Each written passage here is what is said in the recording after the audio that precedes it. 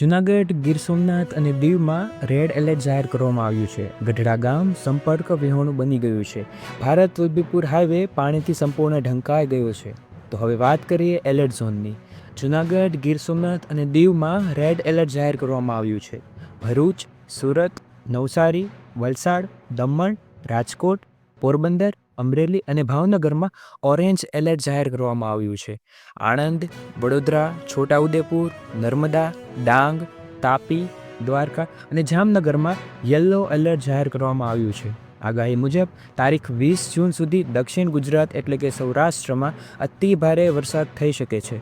Road રસ્તાઓ બંધ થઈ ગયા છે, તેથી જરૂર ન હોય ત્યાં સુધી ઘરની બહાર જ ન નીકળવું તથા નદી કાંઠે અથવા નીચાણવાળા વિસ્તારો પર જવું ટાળવું અને સરકારના નિયમોનું પાલન કરવું.